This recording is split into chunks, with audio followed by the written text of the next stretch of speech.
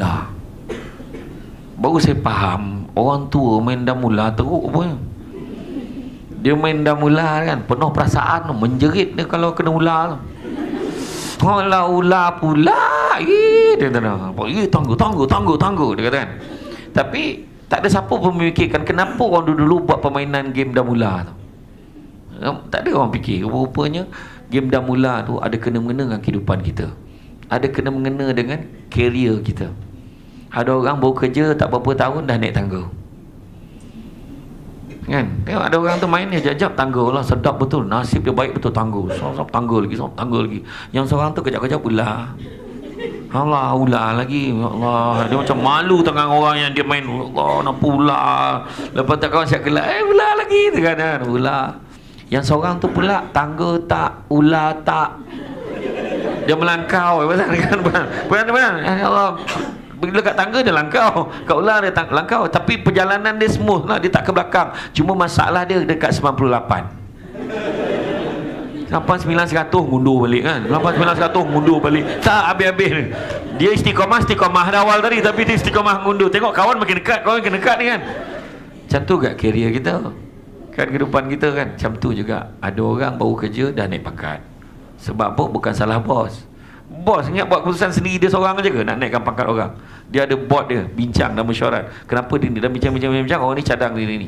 Dan satu perkara yang menggerakkan hati dia, Allah Ta'ala. Dengan izin Allah, rezeki dia naik pangkat. Jadi kalau nak marah orang dapat sesuatu, kita bukan marah orang, kita marah orang yang bagi, iaitu Allah. Itu sebab kena hati-hati. Macam mana dia boleh naik, tak apa benda. Bila kawan cakap rezeki gak, wah dia nafi pula tu. Rezeki gak, tapi kita ni tak ada rezeki. Tak ada lah, kata kan. Lepas tu kan, kalau kita tengok yang ular tadi apa? Kan, yang ular tadi, apa dia? Kejap-kejap kena transfer department. Jap pergi sini. Pangkat tak naik, tapi transfer aja. Cuba sangka baik, agaknya Allah Ta'ala bagi aku pindah banyak department ni supaya aku pandai banyak perkara, besok naik pangkat senang. Semua dah tahu, orang tak ditipu dia. Dia tak ada Allah Ta'ala meninggal semua orang yang menghalang kita naik pangkat tu. Meninggal laluan tu tiba-tiba kan. Bos baru tu suka sangat kita naik pangkat. Kita dah tahu dah, ini semua saya pernah buat ni. Kan aku tak tahu ke tempat kau lepak minum mana. Aku tahulah sebab aku dulu pun lepak tu dalam hati. Dulu aku pun lepak sana tau, dia dah tahu. Nampak tak? Jadi dia pandai semua. Yang tadi, yang undur 98 undur balik tadi, tak pencen. La ilaha illallah. Bersambung-sambung kontrak kan. Nak habis sambung balik. Maknanya apa? Sangka baik khidmat dia masih diperlukan. Macam tu. Jadi macam tu lah kehidupan kita. Tahu? Kehidupan kita macam tu. Semua ada sebab. Kalau kita tengok kan dalam kerja kita, career kita, tu sebab Timbalan Mufti Negeri Sembilan, Ustaz Nur Azamir bin Haji Alias, dia kata, soalan nak kita tanya pada diri kita adalah bagaimana kita nak menghalalkan rezeki yang kita makan pada setiap bulan. Itu cucuk duit. Memang kita tak mencuri, tapi deserve atau tidak? Layak ke tidak kita ambil duit yang kita cucuk tu dengan tahap kita kerja biasa-biasa, kawan kita kerja berat, dia tanggung semua kerja-kerja kita. Kita tak datang, kita lambat, dia buatkan. Kita tak layan orang, dia yang layan orang. Kita tak buat file tu, dia tolong buatkan file, tapi gaji sama dengan kita. Cuba tanya balik. Contoh, kerjanya MC, jap cuti, MC cuti, asal meninggal cuti.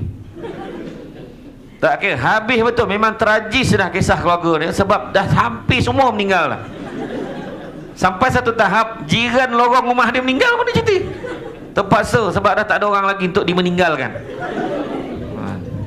Betul keadaan ni. Benda ni berlaku kat semua tempat. Saya dah suruh dia orang belajar dengan staf ITBM ni macam mana cara untuk kontrol benda tu. Kononnya tak berlaku kat sini lah. Macam tu lah kononnya. Jadi makna kata kita kena syukur dengan apa yang kita ada. Ini satu nikmat Allah Ta'ala bagi. 3 perkara Allah Ta'ala akan tanya. Akhirat besok nikmat. Lepas tu Allah Ta'ala akan tanya tentang amanah. Yang ketiga Allah Ta'ala akan tanya tentang silaturahim. 3 benda ni Allah Ta'ala tanya. Nikmat apa Allah Ta'ala tanya? Nikmat umur, kau hidup dulu berapa tahun, macam mana kau habiskan umur kau dulu. Yang kedua nikmat apa? Nikmat muda dulu habiskan ke mana? Oh dulu banyak enjoy kan. Ada tak kau datang majlis ilmu? Ada. Kalau ada penceramah datang kat TBM tu, datanglah dengar, tapi tu pun duduk belakang-belakang. Ni contoh tau, bukan orang sini, tempat lain. Kan ada lah yang terasa kan. Dia biasanya kalau datang seminar khusus macam ni, yang duduk depan biasanya yang datang lambat, biasanya macam tu kan. Yang datang awal dia booking yang belakang-belakang kan. Kalau dia jarang lah, orang kita ni, orang Malaysia ni jarang masuk bilik dewan tu dia tengok tempat kosong, jarang. Dia akan tengok muka dia kenal, dia suruh booking tempat dia kan. Itulah, pergi minum macam tu, pergi minum kan, geng muka yang sama lah tiap-tiap tahun tu kan, muka yang sama, halakah yang sama, geng minum. Ketua kumpulan tu adalah orang yang bawa kereta. Dia akan decide kat mana minum hari ni, dia akan decide. Dia tak ada satu tempat best, ada satu tempat best tu. Wah, cara gelak